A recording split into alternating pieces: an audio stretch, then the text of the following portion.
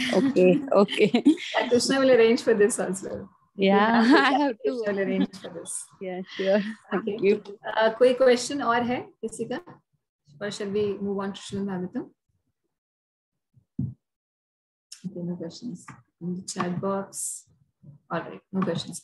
ठीक है, तो अभी हम लोग इसको बंद करते हैं. We will open Srimad Bhagavatam.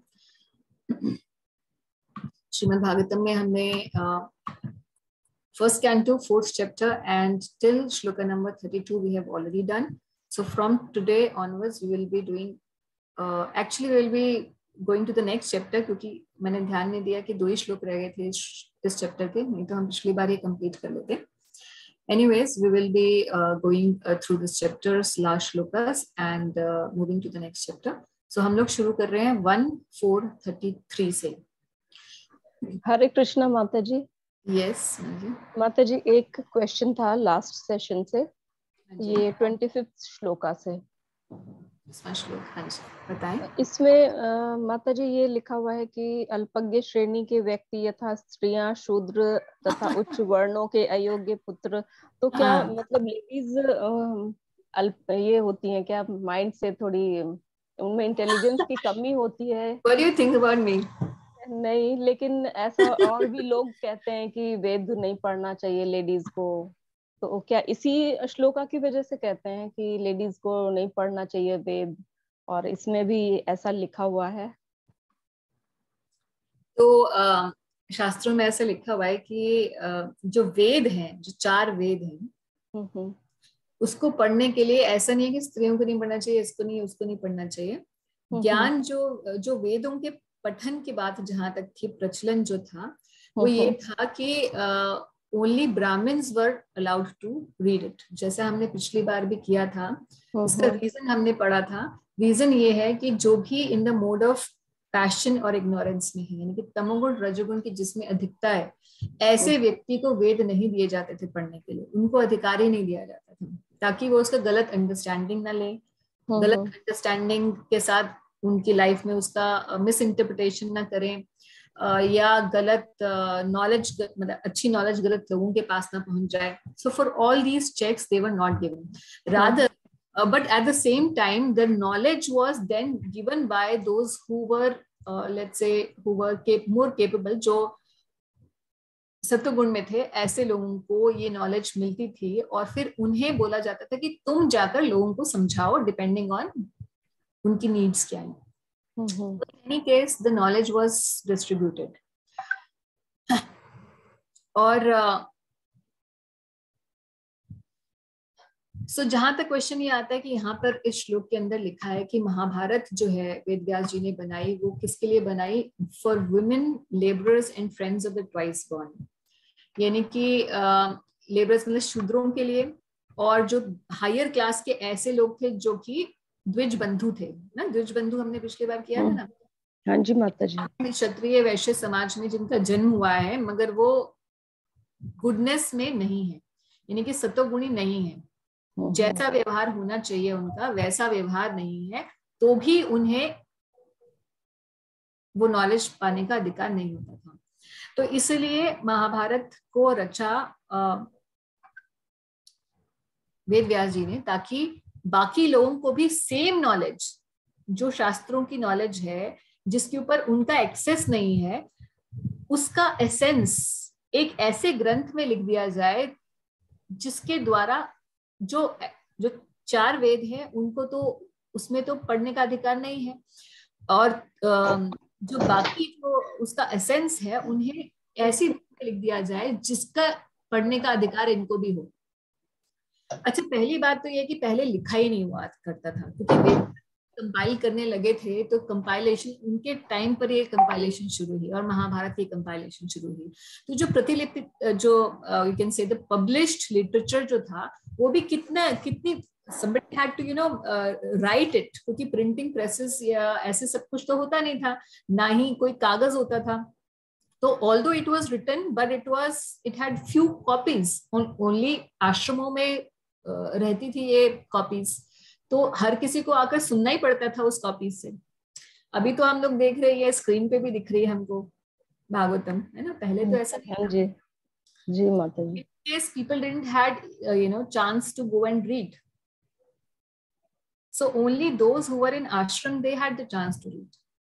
अब as far as the question goes कि क्या औरतें कम इंटेलिजेंट होती हैं, इसीलिए ऐसे क्लासिफिकेशन की गई है. तो अगर ये क्वेश्चन है तो हमने ये क्वेश्चन 932 भगवत गीता का जब किया था ना, तभी भी मैंने ये क्वेश्चन लिया था. वहां पर भगवान कहते हैं कि कोई भी भक्ति करता है, कोई भी भक्ति में पारंगत हो सकता है, चाहे वो स्त्री हो, शूद्र हो, वैश्य हो, कोई निम्न जन्मा व्यक्ति हो, वो भी भक्ति के माध्यम से मुझे प्राप्त कर सकता है. भगवत गीता में भगवान कह रहे हैं. वहां पर भी लोग यही क्वेश्चन करते हैं कि अरे औरतों की वजह से मतलब कैसे भगवान है इतना डिस्क्रिमिनेशन कर रहे हैं. तो प्रभुपाद जी से जब प्रभुपाद जी की शिष्या ने ये प्रश्न पूछा था कि क्या प्रभुपाद जी औरतें लेस इंटेलिजेंट होती हैं, तो प्रभुपाद जी ने बोला if you think you are a woman you are less intelligent.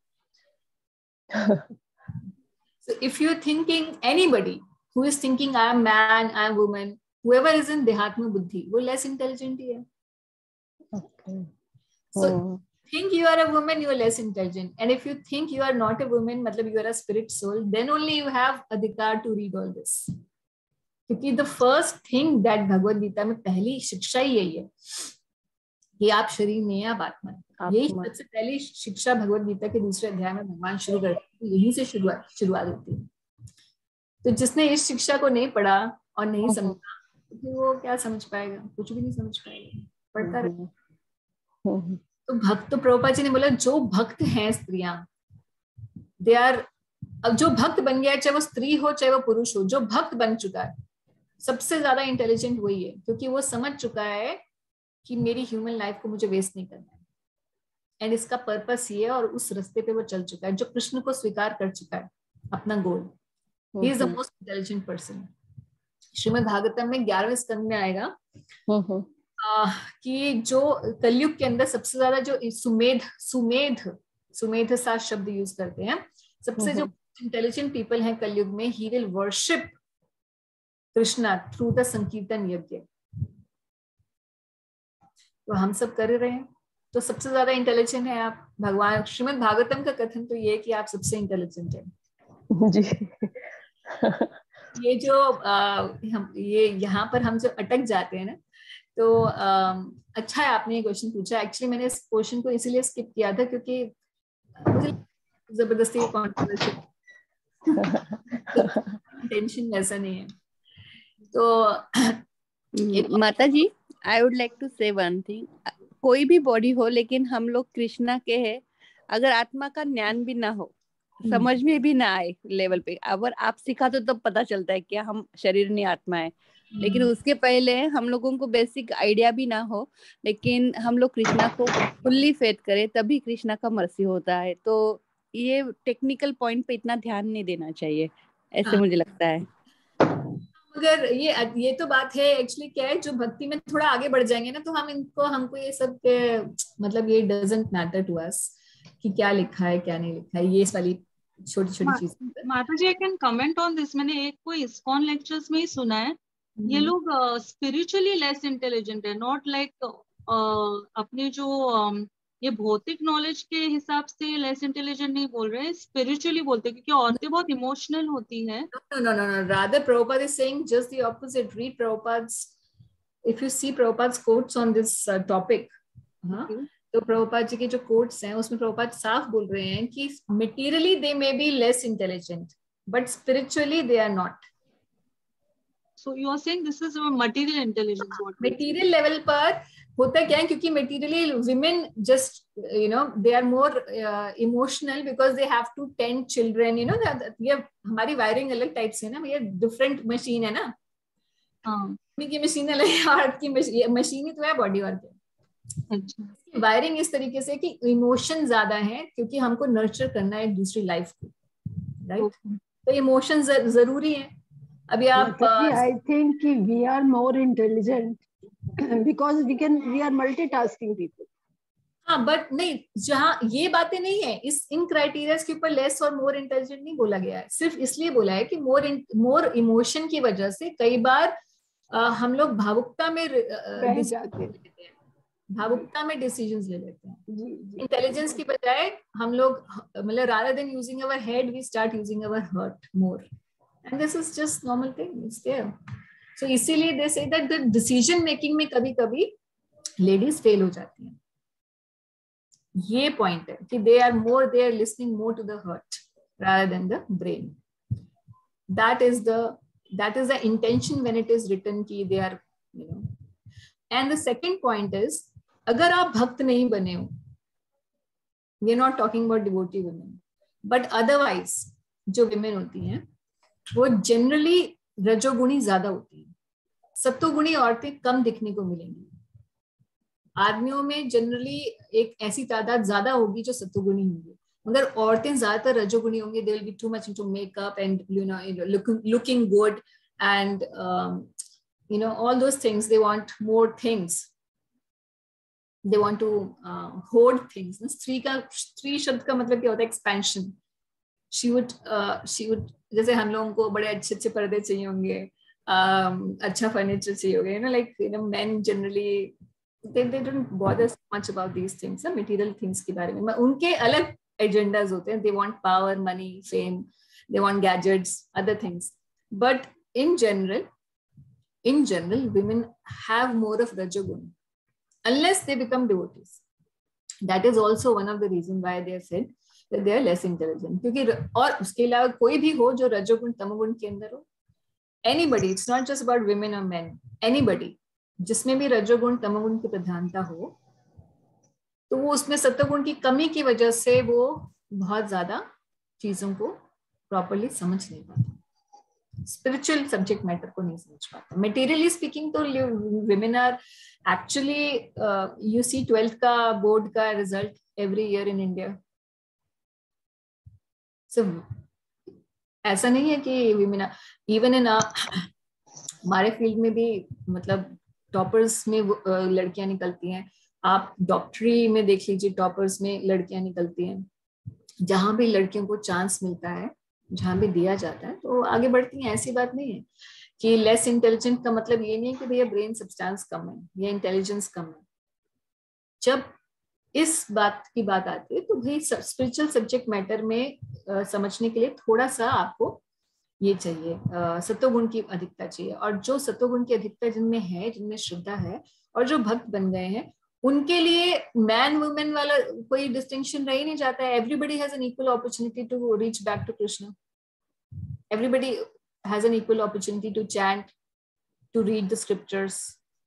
अभी हम लोग पढ़ रहे हैं या हम लोग पढ़ा रहे हैं तो स्त्रियां कर रही हैं। स्त्रियां, प्रभुपाद जी ने तो अपने जो डिसाइपल्स थी औरतें, बाहर जाइए आप इस्कॉन के टेम्पल्स में, औरतें पुजारी हैं।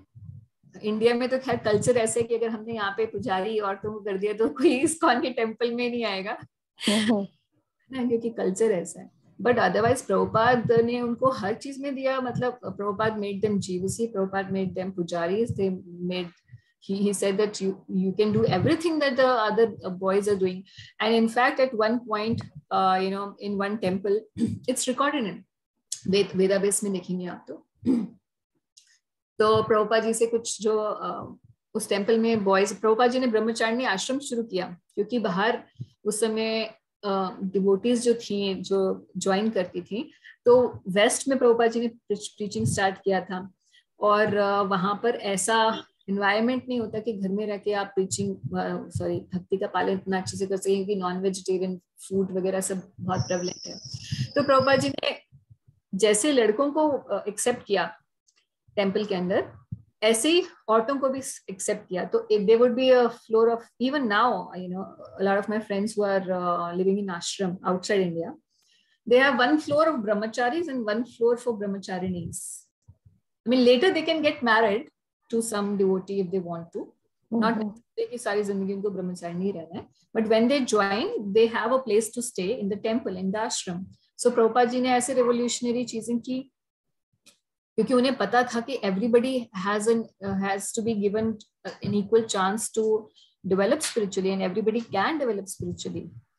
So it's all these other things जैसे संन्यास देना या सैफ्रॉन पहनना, डेफिनेटली प्रभुपाद जी ने बोला कि ये तो कुछ जो एक चीजें हैं जो कि specifically for a particular gender हैं, फॉर डिस्क्रिमिनेशन है, तो that he kept all those things जो चीजें हैं, but otherwise he allowed everything.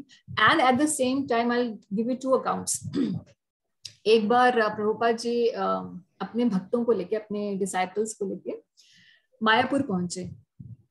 शुरुआत की बात थी, मायापुर में कुछ भी नहीं था, सिर्फ एक छोटा सा लैंड था इस्कॉन के पास, और वहां पर एक छोटी सी हट बनाई थी प्रभुपाद जी के लिए, और भक्त लोगों ने भी ऐसे टेंट वेंट में अपना रहते थे। सो अभी तो मायापुर बहुत वो फ्लरिश कर चुका है। तो एक टेंट जैसा था जिसमें प्रभुपाद जी के लिए उन्होंने एक अरेंजमेंट किया, और उसी में एक छोटा सा पार्टीशन कर दिया जिसमें प्रभुपाद जी के लिए खड़े होकर थोड़ा सा कुकिंग कर देती थी एक भक्त लोग।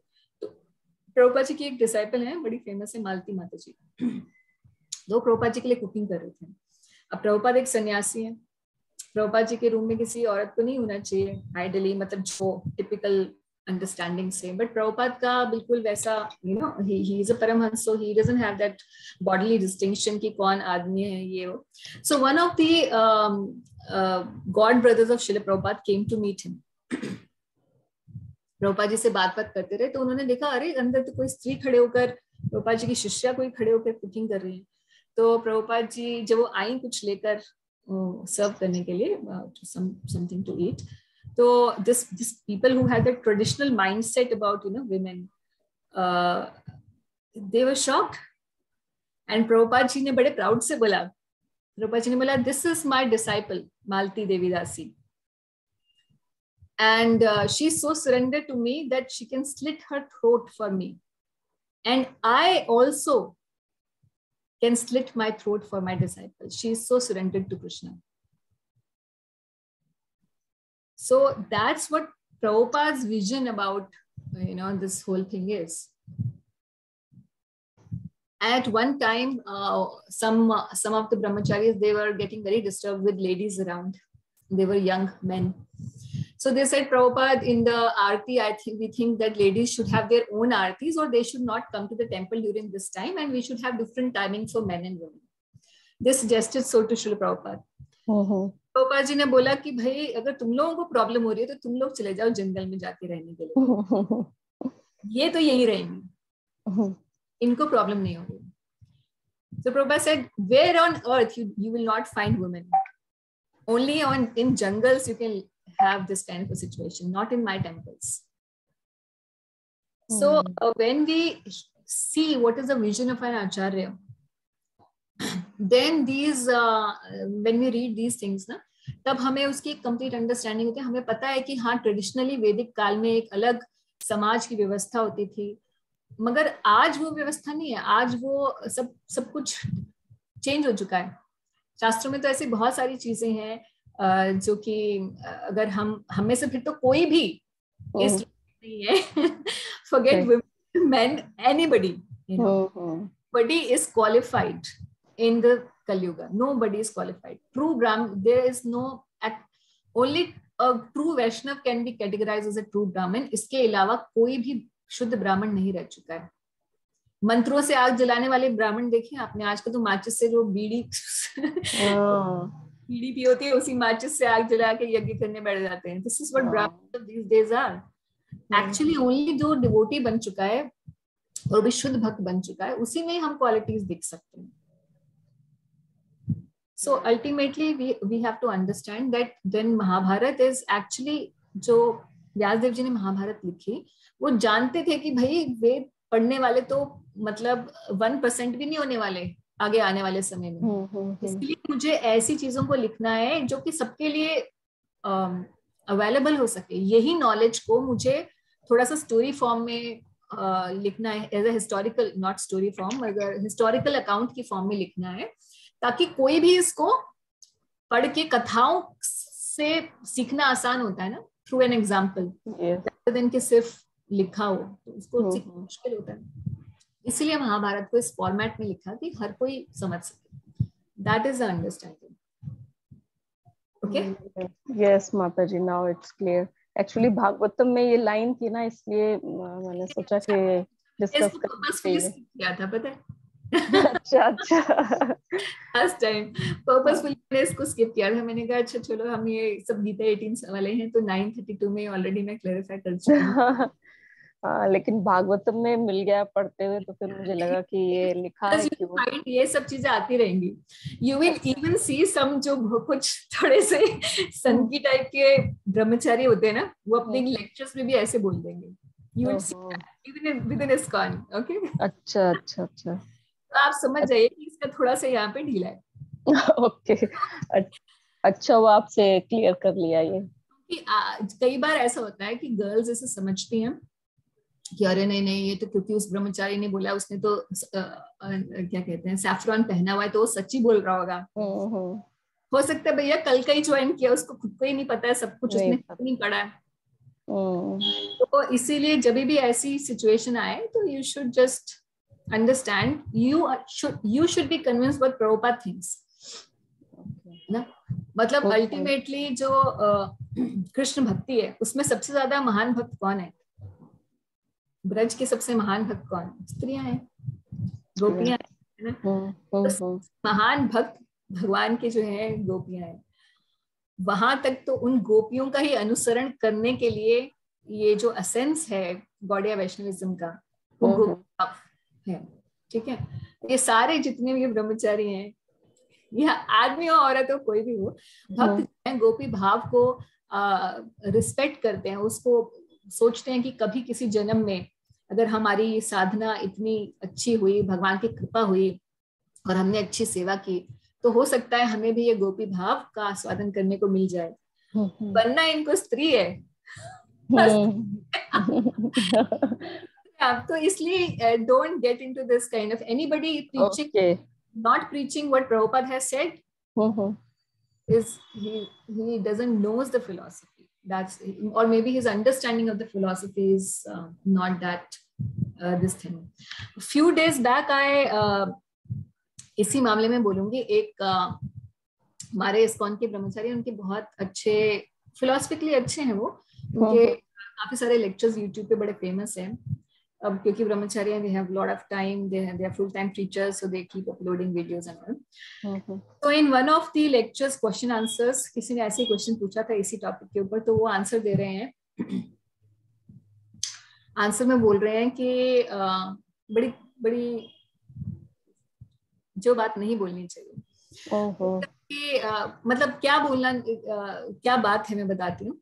उन्होंने कहा कि भाई जो गायत्री मंत्र है, तो इस्कॉन में दीक्षा होती है तो सबसे पहले हरि नाम दीक्षा होती है, जिसमें हम हरे कृष्ण महामंत्र जप करते हैं, माला गुरु से मिलती है, हम यही मंत्र जप करते हैं, हम प्रमाणिक गुरु से हमें नाम मिलता है। उसके बाद सेकंड इनिशिएशन होती है जिसमें हम क्वालिफाइड ब्राह्मण बनते हैं, स्त्रियां और पुरुषों दोनों की होती है। स्त्रियों को बस उपनयनम जनेयू जो होता है ना, जनेयू आदमी को जनेयू, मगर गायत्री मंत्र सिर्फ ये ब्रह्म गायत्री तो हम सब जानते ही हैं, काफी सारी गायत्री होती है, गोपाल गायत्री, गुरु गायत्री, गौर गायत्री, बहुत सारी होती हैं। तो वो जो भी गायत्रियां होती हैं वो मिलती हैं स्त्रियों को भी पुरुषों को भी, एंड दे ऑल चैंट। तो उन्होंने अपने लेक्चर में बताया, किसी ने बोला कि भाई शास्त्रों में तो लिखा है कि औरतों को गायत्री नहीं मिलनी चाहिए, तो ने दिया, तो बोले हाँ क्योंकि प्रभुपाद गए थे वेस्ट में और उन्होंने प्रीचिंग किया, वहां की औरतों ने तो मानना नहीं था क्योंकि वो बड़ी फेमिनिस्टिक होती हैं कि हमें से पीछे छोड़ दिया, इसीलिए प्रभुपाद जी ने उन्हें गायत्री दे दी। Now this is really this is not absolutely horrible understanding. Prabhupada ji जब वहां गए, प्रभुपाद जी को कितनी बार बोला लोगों ने कि आप सूट बूट में करिए, धोती कुर्ता में करेंगे तो कोई आपको स्वीकार नहीं करेगा, हाथ आ रहे हैं आप। फॉरेनर्स जो है आपको पता है कितना वो, मतलब दे फील लाइक ओ आप हाथ से कर रहे हो, तो मैं सिखाने आया, सीखने नहीं आया हूं मैं। तो आपको मतलब ऐसी प्रभुपाद जी का हमेशा से स्टैंडर्ड रहा कि those who accept the standard they are in, and those who don't want to they can be out. I am not in need of followers. I have just come here to give the true civilization. So with this kind of caliber Prabhupada had, this kind of vision Prabhupada had, you believe that Prabhupada would give Gayatri just to satisfy women, they should not feel bad? नहीं, ऐसा नहीं हो सकता है। Stupid understanding. बिल्कुल। And then he's saying that no, traditionally women were not giving Gayatri क्योंकि Gayatri है कि गायत्री को ब्रेक नहीं कर सकते एक भी दिन। आपने अगर आपने 2 दिन गायत्री नहीं की तो आपको दोबारा जाके गायत्री लेनी होती है अपने गुरु से दोबारा। So because we women have our days of contamination, 4-5 days of contamination, तो बोले कि भाई वो तो जब कर नहीं सकते, उनको अधिकार नहीं गायत्री का उस समय तो स्पेसिफिकली, इसलिए उनका तो खत्म ही हो जाता है, इसलिए उनको इनिशिएट नहीं किया जाता था। Then I really got in doubt. I was listening to this lecture and I opened Hari Bhakti Vilas. Hari Bhakti विलास वो ग्रंथ है जो सनातन गोस्वामी, जो हमारे छठ गोस्वामी वृंद में सबसे अग्रणी हैं, उन्होंने हरि भक्ति विलास के अंदर सारे जो वैष्णवों से रिलेटेड, वैष्णव लाइफस्टाइल, वैष्णव सदाचार, वैष्णवों के सिद्धांत से रिलेटेड सारे जो इम्पोर्टेंट श्लोक हैं पूरे शास्त्रों के अंदर, सारे तंत्रों के अंदर, सब का कंपाइलेशन किया हुआ है हरि भक्ति विलास में। मैंने बुक खोली Hari Bhakti Vilasa and I started looking for researching on this. I found 2 shlokas जिसमें एक श्लोक में साफ लिखा था कि वैदिक काल के अंदर भी जो स्त्रियां वैष्णवी हैं और जो सज्जन और भक्तिमान व्यक्ति, जो चाहे शूद्र वैश्य या किसी भी समाज का क्यों ना हो या निम्न समाज का भी क्यों ना हो, क्योंकि चारों वर्गों, चारों शूद्रों से भी नीचे बहुत होते हैं ना, उन्हें भी गायत्री का अधिकार है। श्लोक है स्पेसिफिक। मैंने बोला कि इसकी पिक्चर खींच के ना, मैं अपने हस्बैंड को बोल रही थी इसकी पिक्चर खींच के ना उनके उस लेक्चर के नीचे मैं पोस्ट कर देती हूँ। मैं हस्बैंड अपना पूरा रहने दो, तुम बता देना। So basically point is this, I'm just trying to make it a point कि भगवान को पता है कि भाई किसको क्या देना है, and as far as spiritual life is concerned, he will never discriminate. This discrimination is only to keep the social order in place. That's it. Okay. Okay, Mataji. Thank you for explaining so briefly. And this is a very touchy topic for women, I know, because I also, struggles and asking this person, that person, getting all varieties of opinions, and then reading everything, and then I finally made opinions for myself. Okay. Shivita, आपका question ये है कि yes, I am in traffic, will not ask verbally, only those who chant 16 manas eligible for भक्ति Shastri course. तो ये Bhagavad Gita course जो है, इसमें भगवत गीता के साथ 3 और भी ग्रंथ किए जाते हैं। इस कोर्स का नाम है भक्ति शास्त्री कोर्स। ऑनलाइन भी हो जाता है, मगर ये सिर्फ 16 माला करने वाले डिवोटीज के लिए ही है। 16 माला 4 नियम जो करते हैं उन्हीं डिवोटीज के लिए वो रहता है। जनरली हम तो जिस तरीके से ऐसे कोर्सेज करते हैं या हमने गीता 18 किया, वो बाकी सब नॉर्मल हम जनता के लिए करते हैं, ताकि वो इस लेवल पर आ जाए, फिर धीरे धीरे भक्ति शास्त्री की तरफ बढ़े। ठीक है, तो हम लोग अब शुरू करते हैं। श्लोक नंबर 33 से शुरू कर रहे हैं। सो प्रसंग यहाँ क्या चल रहा है आप जानते हैं। प्रश्न 3 पूछे थे, किसने? शौनक ऋषि ने प्रश्न पूछे थे कि 3 लोगों के बारे में क्वेश्चन पूछे थे, about the compiler Vyasadev, about the listener Maharaj Parikshit, and about the speaker Sukhdev Goswami of Bhagavatam. और उत्तर देने में सबसे पहले उन्होंने हिस्ट्री बतानी शुरू की थी, व्यासदेव जी ने क्यों लिखी, ये कैसे उनको इंस्पिरेशन मिली फॉर राइटिंग श्रीमद् भागवतम। तो हम जानते हैं कि पिछले बार हमने पढ़ा था श्लोक नंबर 32 में कि व्यासदेव जी है सोच रहे थे कि मैं इतना सब कुछ भी लिखने के बाद मेरे अंदर संतुष्टि क्यों नहीं है। इतने 4 शास्त्र, 4 वेद लिख दिए, उनको आगे अपने डिसाइपल्स को दे दिया, फिर पुराण इत्यादि भी रोमहर्षण सूत्र को दे दिए, और आगे वो अपने डिसाइपल्स को देते जा रहे हैं। तो हालांकि मैंने इतना ज्यादा ज्ञान का वितरण किया है लोगों को जगाने के लिए, फिर भी मैं संतुष्ट क्यों नहीं। और ये सोचते सोचते वो बैठे हुए थे कहाँ, अपने आश्रम सम्यप्राश सरस्वती नदी के किनारे बद्रिकाश्रम में, और वहीं पर कौन प्रकट हुए? व्यासदेव प्रकट हुए। और व्यासदेव जैसे ही पहुंचे तो फिर क्या हुआ, ये हम लोग अब पढ़ना शुरू करेंगे श्लोक नंबर 33 में। At the auspicious arrival of Sri Narad, Sri Vyasadeva got up respectfully and worship him, giving him veneration equal to that given to Brahma ji the creator. तो नारद जी जो है व्यासदेव जी के गुरु हैं. हमारा जो गुरु परंपरा है, हमारे वैष्णव प्रणाली की गुरु परंपरा है, वो शुरू होती है ब्रह्मा जी से. इनफैक्ट कृष्णा से शुरू होती हैं सारी वैष्णव प्रणालियां. कृष्णा ने ज्ञान दिया ब्रह्मा जी को, ब्रह्मा जी ने ज्ञान दिया नारद जी को, नारद जी ने ज्ञान दिया व्यासदेव जी को, और इस तरीके से आगे ये गुरु शिष्य परंपरा चलती रहती है. तो नारद जी व्यासदेव जी के गुरु हैं, इसीलिए अपने गुरु को सामने साक्षात देखकर उन्होंने उनके पूजा की और उनको रिस्पेक्ट जो भी ब्रह्मा जी को देनी चाहिए वैसी ही रिस्पेक्ट नारद जी को दी. क्यों? क्योंकि जब हम अपने गुरु को रिस्पेक्ट देते हैं तो ऐसा ही नहीं है कि हम सिर्फ अपने गुरु के साथ ही लिंक्ड हैं, या हमारी दीक्षा होती है तो हम किसी एक पर्टिकुलर गुरु के डिसाइपल हो गए और उससे बाकी हमें कुछ लेना देना नहीं है. ऐसा नहीं है. हम गुरु को प्रणाम करते हैं, मतलब पूरी परंपरा को प्रणाम करते हैं, पूरी गुरु परंपरा को. हम जब गुरु दीक्षा देते हैं तो हम उस परंपरा से जुड़ते हैं गुरु के माध्यम से. तो इसलिए गुरु जो है वो हमारे लिए परंपरा के जो आचार्य हैं ब्रह्मा जी, जो हमारे संप्रदाय आचार्य हैं ब्रह्मा जी, उनसे अभिन्न मानते हैं, यानी कि उन्हीं के रिप्रेजेंटेटिव हम गुरु को मानते हैं. सारे पूर्ववर्ती आचार्यों के रिप्रेजेंटेटिव हम गुरु को मानते हैं, इसीलिए हम गुरु को वैसे ही रिस्पेक्ट देते हैं. तो व्यासदेव जी भी रिस्पेक्ट दे रहे हैं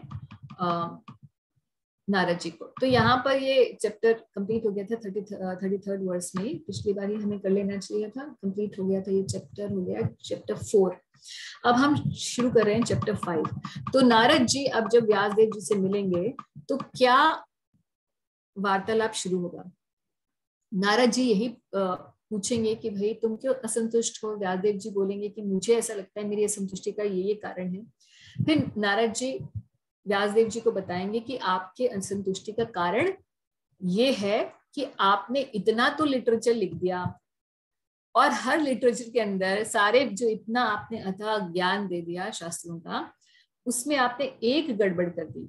गड़बड़ ये है कि आपने जो 4 पुरुषार्थ होते हैं, धर्म अर्थ काम मोक्ष, इसकी बड़ी जबरदस्त चर्चा की है आपने सारे शास्त्रों के अंदर, मगर आपने कोई भी ऐसा शास्त्र नहीं लिखा जिसके अंदर भगवान श्री कृष्ण की मधुर लीलाओं की चर्चा हो और खुल के ये सिद्धांत लिखा हो कि कैसे पूरा मनुष्य जन्म भक्ति करने के लिए ही मिला है और भगवान की भक्ति करके ही व्यक्ति पूर्ण रूप से सुखी हो सकता है. धर्म अर्थ काम मोक्ष जो है ये 4 पुरुषार्थ भक्ति के सामने तुच्छ हैं. भगवान की लीलाओं और कथाओं की आपने खुल के व्याख्या नहीं की और भक्ति की महिमा की व्याख्या नहीं की आपने, इसीलिए आप असंतुष्ट हो. और आप ही असंतुष्ट हो जो कि लिखने वाले हैं, तो पढ़ने वाला क्या संतुष्ट होगा.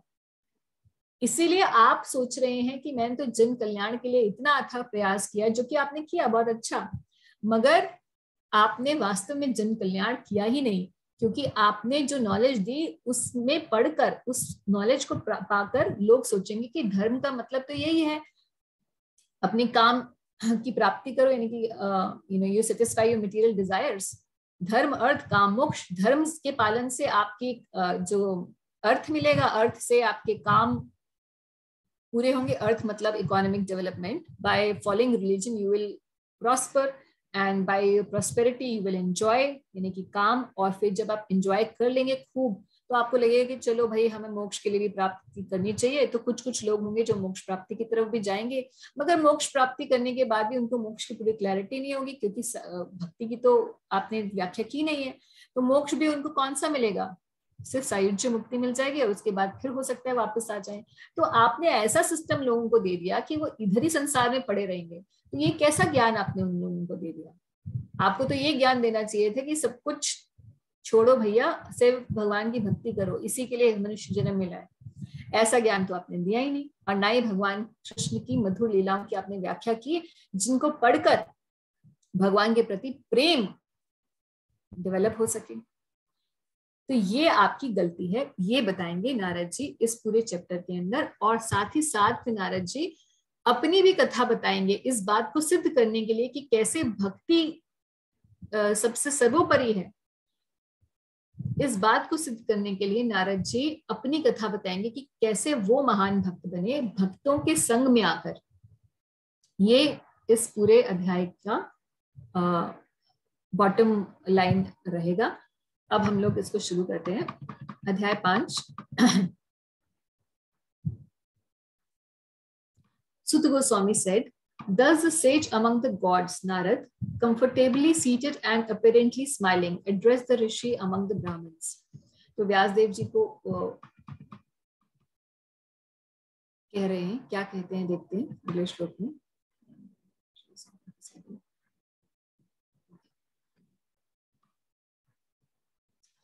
Addressing Vyasdev, the son of Parashar, Vyasdev इनके पुत्र हैं पराशर मुनि के। Narad inquired, are you satisfied by identifying. तो सबसे पहले गुरुजी आए और गुरुजी ने आते ही प्रश्न पूछ लिया। क्या पूछ रहे हैं गुरुजी? नारद जी पूछ रहे हैं व्यासदेव जी से कि अच्छा तुम संतुष्ट हो गए? पहले से ही पता कि असंतुष्ट है, बोलेगा आगे, मगर पहले क्वेश्चन क्या पूछ रहे हैं? बड़ा संतुष्ट हो गए होंगे ना तुम तो।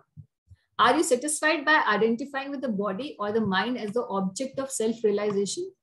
मतलब मन और बुद्धि, मन और शरीर को ही आप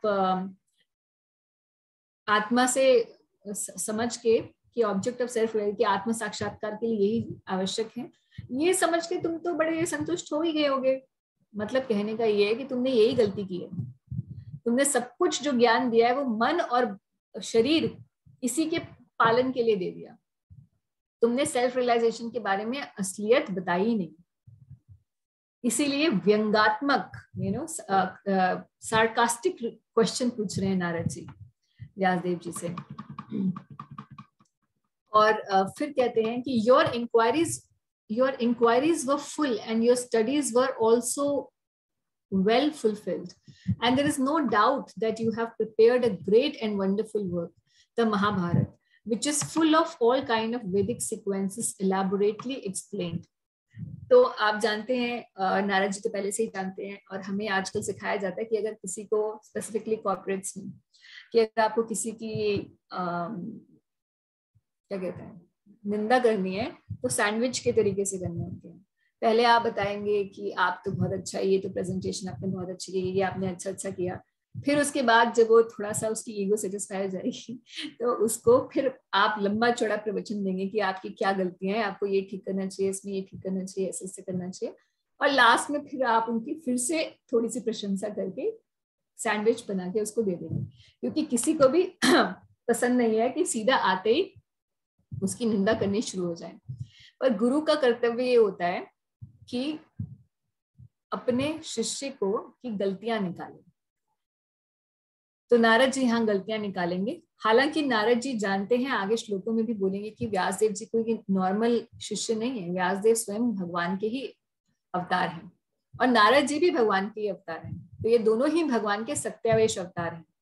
तो दोनों ही नॉर्मल पीपल नहीं है, but because they are in the position of a guru and disciple, they are acting so, जैसे कि एक गुरु और शिष्य को एक्ट करना चाहिए। तो इसलिए नारद जी कह रहे हैं कि भाई आपने बहुत अच्छा काम किया, आपने बड़ा अच्छे से शास्त्रों को प्रेजेंट किया, और देयर इज नो डाउट कि आपने उसके बाद महाभारत लिखी, जिसके अंदर वैदिक जो सीक्वेंसेस हैं उनको भी बड़े अच्छे से आपने प्रेजेंट किया, जिसमें शास्त्रों का सारा जो निचोड़ है वो भी आपने प्रेजेंट कर दिया। वैदिक अंडरस्टैंडिंग जितनी भी थी, जो भी समझने के लिए था, वो भी आपने प्रेजेंट कर दिया महाभारत जैसा महान ग्रंथ लिखकर। You have fully delineated the subject of impersonal Brahma, as well as the knowledge derived therefrom. In spite of all this, why should you be despondent, thinking that you are undone, my dear Prabhu? तो बोल रहे हैं कि भाई आपने उसके साथ साथ महाभारत में सारी वैदिक शिक्षाएं जो थी वो भी लिख दी, और उसके अलावा आपने ब्रह्म का ज्ञान जो देना था वो भी लिखा। क्यों ब्रह्म का ज्ञान कैसे उन्होंने दिया था? वेदों में तो दिया ही था, और साथ साथ जो वेदांत सूत्र है उसकी प्रेजेंटेशन इस तरीके से है। ज्यादातर मायावादी लोग या ब्रह्मवादी लोग जो वेदांत सूत्र पढ़ते हैं, और जो वैष्णव लोग हैं वो क्या पढ़ते हैं? वेदांत सूत्र की व्याख्या श्रीमद् भागवतम पढ़ते हैं लोग। क्यों? फिर वेदांत सूत्र ही क्यों नहीं पढ़ लेते? क्योंकि वेदांत सूत्र के अंदर जिस तरीके से प्रेजेंटेशन है उसमें सिद्धांत तो वही है, मगर भगवान के उज्जवल कीर्ति की महिमा नहीं है, कीर्तिगान नहीं है वहां पर भगवान का।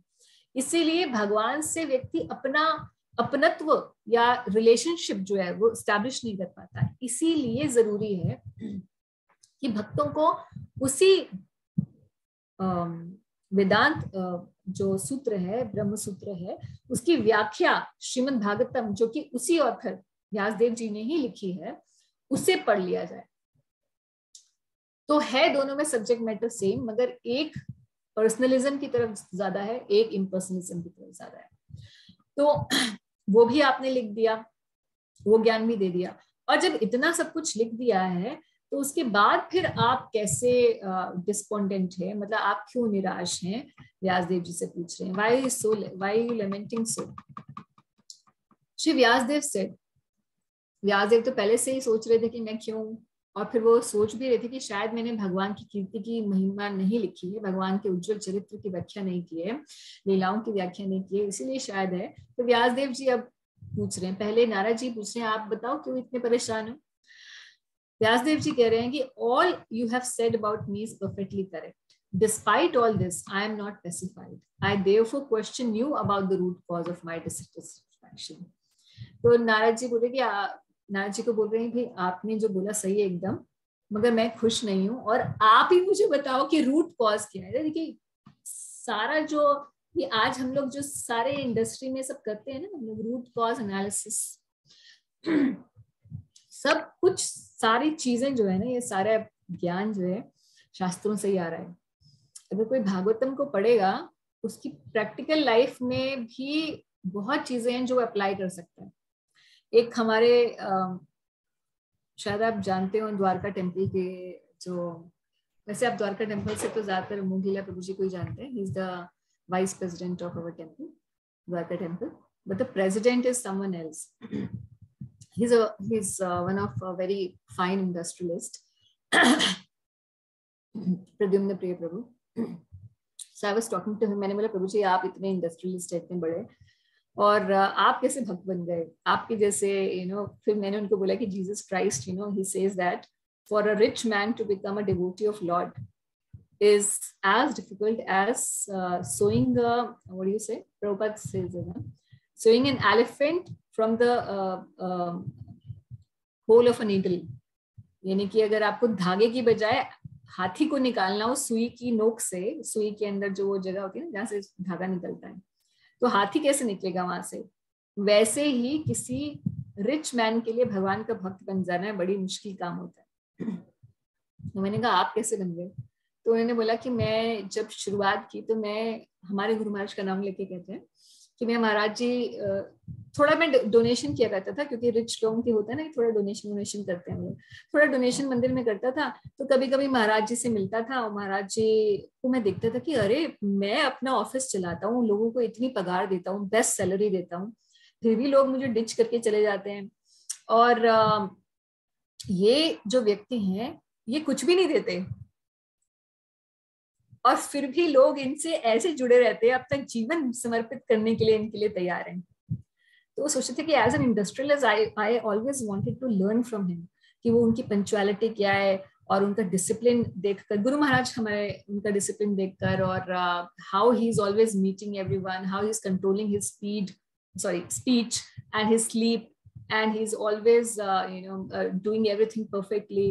He's such a good manager, and how he is able to talk to people and convince them.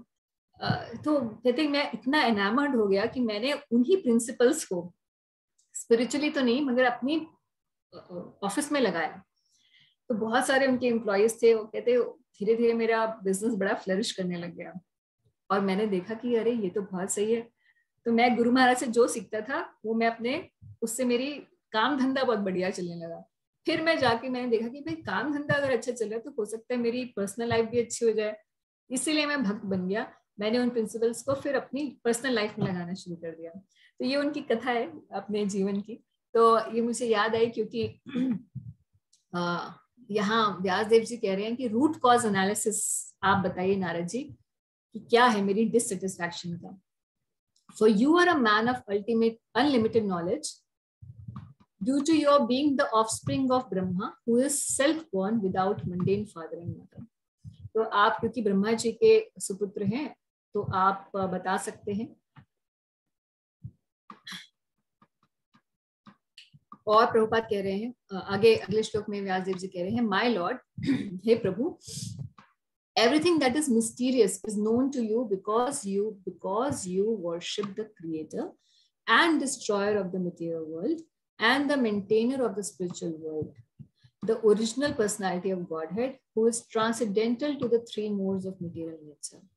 तो बोले इसीलिए नहीं सिर्फ आप जानते कि क्योंकि आप ब्रह्मा जी के सुपुत्र हैं, बल्कि इसलिए भी क्योंकि आप महान भक्त हैं और ऐसे भगवान के भक्त हैं जो तीनों गुणों से अतीत हैं, who is transcendental to three modes. और आप उनकी मतलब श्री कृष्ण के बारे में बोल रहे हैं कि आप श्री कृष्ण के भक्त हैं जो कि मेंटेनर, डिस्ट्रॉयर एंड क्रिएटर हैं दुनिया के। तो ऐसे जो भक्त बन जाते हैं तो हर मिस्ट्री उनको समझ में आने लग जाती है। So that's why I'm asking you, because you can know everything mysterious. और मेरे लिए बहुत बड़ी मिस्ट्री है कि मुझे क्यों नहीं इतना शास्त्र लिखने के बाद और सबको जन कल्याण करने के बाद भी मैं क्यों संतुष्ट नहीं हूँ। लोग जनरली सोचते हैं हम जैसे छोटा सा भी कोई अच्छा काम करेंगे ना, जैसे मान लीजिए गुरुद्वारे गए और हमने, या ये सब छोड़िए, स्पिरिचुअल छोड़िए, हम नॉर्मल भी कोई व्यक्ति होता है ना, किसी भिखारी को थोड़ी रोटी दे देता है या थोड़े पैसे दे देता है दयावश, तो उस करने से थोड़ा उसको अच्छा फीलिंग होती है ना कि मैंने किसी के लिए कुछ अच्छा किया, तो यू फील नाइस। अब व्यास देव जी थे तो इतना फ्री फंड में सारा सबको नॉलेज दे दी और उसके बाद भी सेटिस्फाइड नहीं है इतना जन कल्याण करने के बाद भी। तो बोलेंगे बड़ी मिस्ट्री है ये, तो क्यों नहीं है? तो आप मुझे इसका रूट कॉज एनालिसिस करके बताइए।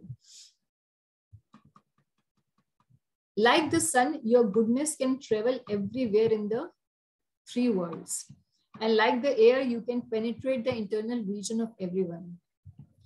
As such, you are as good as the all-pervasive super soul. तो बोल रहे हैं कि आप परमात्मा के जैसे ही हैं, क्योंकि आप कहीं भी विचर सकते हैं और किसी के हृदय में भी पहुंच सकते हैं, इंटरनल रीजन ऑफ एवरीवन। तो आप कैसे हैं? बिल्कुल वैसे ही हैं जैसे परमात्मा है। तो कभी कभी क्योंकि भक्तों को, जो बहुत उन्नत भक्त होते हैं, भगवान के सानिध्य में इतने होते हैं कि वो भगवान के जैसे ही रिस्पेक्टफुल होते हैं, इसीलिए उन्हें भगवान तुल्य माना जाता है, हालांकि उन्हें कभी भी भगवान नहीं माना जाता। तो नारद जी भगवान नहीं है, मगर भगवान के इतने महान भक्त होने की वजह से वो भगवान के जैसे ही वर्शिपेबल है। प्रभुपाद जी इसके बारे में हमेशा एक एग्जाम्पल देते हैं, जैसे कि हमारी कंट्री है इंडिया, और आप किसी और कंट्री में जाइए तो वहां पे एक इंडिया की एम्बेसी होगी, और इंडिया की एम्बेसी जो होगी, वहां पे जो एम्बेसडर है उसका वैसे ही उस कंट्री के लोगों को रिस्पेक्ट करना होता है जैसे कि वो इंडिया का रिस्पेक्ट करेगा। क्योंकि अगर उसने एम्बेसडर के साथ अच्छे से रिस्पेक्ट नहीं किया तो इसका मतलब इंडिया से ही दुश्मनी मोल ले ली पूरी, है ना। तो वैसे ही है कि गुरु जो है वो एम्बेसडर है, he is just representative, he is not God, but he is representative of God. That's why he is given so much value and respect. तो व्यासदेव जी अपने गुरु महाराज कैसे रिस्पेक्ट दे रहे हैं और बोल रहे हैं कि आप भगवान के तुल्य हैं, कि आप सब कुछ समझ सकते हैं। Please therefore find out the deficiency in me. तो कितनी अच्छी बात है कि चाहे आप भगवान के, व्यासदेव जी भगवान के ही अंश के ही सत्यावेश अवतार हैं, मगर चाहे आप ऐसे महान भी क्यों ना हो व्यासदेव जी जैसे भी, फिर भी ध्यान रखें कि जब गुरु के पास जाएं तो इस आकांक्षा से ना जाएं कि अब मेरी सिर्फ प्रेज होगी। आप, हमें ये सोचना चाहिए कि जब हम किसी टीचर के पास जाते हैं तो हम सोचते हैं कि हमारे में क्या कमी है, हमें बताइए ताकि हम आगे बढ़ सकें। तो इसी तरीके से व्यासदेव जी अपने गुरु के साथ समक्ष अपने आप को प्रस्तुत कर रहे हैं कि मेरे अंदर जो गलती है वो मुझे बताइए। Despite my being absorbed in transcendence under disciplinary regulations and vows. तो मैं सारे नियम, व्रत, सब कुछ पालन करता हूँ, सब कुछ हमेशा बढ़िया से चलता हूँ, एज जैसे स्क्रिप्चर्स में लिखा है, शास्त्रों में जैसे लिखा है, exactly I follow everything, but still there's something wrong going on, so I am not able to understand कि मेरी कमी कहाँ पर है। तो नारद जी अब प्रवचन शुरू करेंगे। नारद जी कह रहे हैं, You have not actually broadcast the sublime and spotless glories of the personality of Godhead. तो सीधा सपाट उत्तर दिया। क्या उत्तर दिया? कि आपने भगवान की उज्जवल कीर्ति की महिमा नहीं गाई। That philosophy which does not satisfy the transcendental senses of the Lord is considered worthless. भाई जो भी तुमने आज तक लिखा है शास्त्रों के अंदर, जो भी प्रेजेंट किया, क्योंकि वो उसमें से जो ऐसा पोर्शन है, ऑफ कोर्स शास्त्रों के अंदर बहुत ऐसे भी पोर्शंस हैं जैसे गोपाल तकनी उपनिषद इत्यादि के अंदर जहां भगवान के बारे में डायरेक्ट अंडरस्टैंडिंग भी है, तो of course he is not referring to that portion, मगर वो कह रहे हैं कि आपने जो दर्शन इतना प्रस्तुत किया है मगर जिससे भगवान की इंद्रियां तुष्ट नहीं हो रही हैं, वो वर्थलेस है। तो भगवान की इंद्रियां तुष्ट किससे होंगी? ऐसी चीज से जिसमें सबका कल्याण हो, जिससे भगवान के प्रति एक प्रीति जो है वो आ सके जीवात्मा के हृदय में। जो संबंध है, नित्य संबंध जीवात्मा का भगवान के साथ, प्रेममय संबंध है, वो जब फिलॉसफी प्रेजेंट होएगी तब भगवान भी खुश होंगे और वो जीवात्मा भी खुश होगा। तो इसीलिए आपने ऐसी दर्शन को प्रस्तुत ही नहीं किया है। इसका मतलब ये है, दूसरा मतलब ये भी है नारद जी का कि जितने भी और लिटरेचर्स हैं श्रीमद् भागवतम को छोड़ के, जो कि रस शास्त्र है, क्योंकि इससे पहले महाभारत में देखिए भगवत गीता तो लिख ही चुके हैं, व्यास देव जी बता चुके हैं भगवत गीता भी, तो भी कह रहे हैं कि आपने बहुत ज्यादा भगवान की कीर्ति गान नहीं किया है। इसका मतलब श्रीमद् भागवतम और इलैबोरेटली और बहुत क्लियरली डिस्क्राइब करता है भगवान की उज्जवल कीर्ति को। सो although great sage, you have very broadly described the four principles beginning with religious performance. You have not described the glories of the personality of Godhead Vasudeva. तो आपने चार जो पुरुषार्थ है ना, four principles beginning with religious performance, यानी कि धर्म, अर्थ, काम, मोक्ष, इसको तो बहुत ज्यादा बता दिया। इसीलिए हिंदू समाज में आप कभी बोलेंगे तो कि वेदों में क्या लिखा है, धर्म, अर्थ, काम, मोक्ष, यही पता है। अगर वैसे तो किसी को वेद ही नहीं पता, आप भी किसी बच्चे से पूछो आजकल के कि चारों वेदों के नाम बता दो तो पता नहीं होगा उनको। और जिनको पता है उनको भी, या जो बड़े पंडित भी हैं, तो उनको भक्ति के बारे में या भगवान से प्रेम संबंध स्थापित करना या भगवान की प्रेममयी सेवा करना, डिवोशनल सर्विस के बारे में नहीं पता होगा। वो बोलेंगे वेदों का मेन पॉइंट है धर्म, अर्थ, काम, मोक्ष। आप गूगल पे डाल के देख लीजिए, विकिपीडिया में भी यही आएगा। तो बोल रहे हैं नारद जी, यही बोल रहे हैं कि आपने धर्म, अर्थ, काम, मोक्ष की इतनी चर्चा कर दी और भगवान की उज्जवल कीर्ति का गान ही नहीं किया आपने। तो ये आपका रूट कॉज एनालिसिस है, इसी वजह से आप सेटिस्फाइड नहीं है। तो हम लोग 8:34 हो रहे हैं, यहीं पर ही समाप्त करेंगे। तो आज हमने कितने श्लोक किए हैं? हमने 9 श्लोक किए हैं। तो श्लोक नंबर 10 से हम लोग अगली बार शुरू करेंगे। तो 1, 5, 10 इससे हम लोग शुरू करेंगे नेक्स्ट वीक। अभी कोई प्रश्न है तो ले लेते हैं। ओ अच्छा, हाँ शिविका, आपने क्वेश्चन किया था कि सैटरडे को हाँ क्लास ले सकते हैं कि नहीं। अगर हम लोग सैटरडे इवनिंग में क्लास रखते हैं तो how many of you would be interested? मैंने व्हाट्सएप खोल दूंगी क्योंकि ऐसे तो पोलिंग करना मुश्किल हो जाएगा। I send this in the WhatsApp group. आप लोग मुझे बताइएगा कि if this time is good और if we change the time to Saturday, how many of you would be comfortable in that? तो हम लोग वो पोल कर लेंगे। एक और क्वेश्चन आया था, पूनम आपका क्वेश्चन था कि जो भगवत गीता भगवान ने जब बोली थी अर्जुन को, तब तो चैप्टर ऐसे तो बोली नहीं होगी, चैप्टर 1 बोल रहा हूँ अब, फिर श्लोक बोले 42 श्लोक है, आई थिंक 42 है, फिर सेकंड चैप्टर के 72 श्लोक बोलूंगा, फिर थर्ड चैप्टर, अब सुनो चैप्टर का नाम ये है, ऐसे तो बोली नहीं भगवान ने। तो गीता है 700 श्लोक बोलते चले गए। It was like a normal conversation between two friends. तो ये चैप्टर के नाम किसने रखे और कैसे ये डिवीजन हुआ, ये आपके क्वेश्चन थे, आपका क्वेश्चन था ये। तो ये जो चैप्टर डिवीजन है ये later on when it was compiled by Vyas Dev ji in Mahabharat, then it was mainly classified like that. in order to facilitate a better understanding.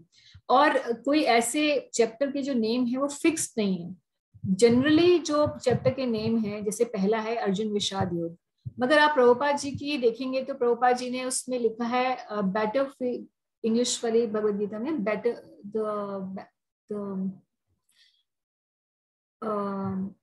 युद्ध क्षेत्र पर सैन्य निरीक्षण, ऐसे है शायद हिंदी में. तो और दूसरा जो चैप्टर है उसका नाम प्रभुपाद जी ने लिखा है सांख्य योग, और नॉर्मल भी नाम शायद सांख्य योग ही है, जो गीता प्रेस की सबसे प्रचलित गीता प्रेस की रही है. तो गीता प्रेस वाले ज्यादा पर्पट्स नहीं देते, सिर्फ श्लोक और हिंदी देते थे. सो अलग अलग ऑथर्स के देखेंगे तो आप देखेंगे थोड़ा थोड़ा जो चैप्टर के नाम है उनमें डिफरेंस भी है. So this came later on while the compilation has been done. Sound नहीं आ रहा, no sound. बीच में गया, अभी आ गया, अभी ओके. अभी को क्वेश्चन का आंसर समझ में आया आप लोगों को जो मैंने बोला? नहीं, मेरा बहुत मिस हो गया. अच्छा, ओके. सो मैंने ये बोला कि अलग अलग ऑथर्स जो है अलग अलग टाइटल्स दिए हैं. मोस्टली जो फेमस टाइटल्स हैं, क्योंकि जैसे पहले चैप्टर का अर्जुन विषाद योग नाम था.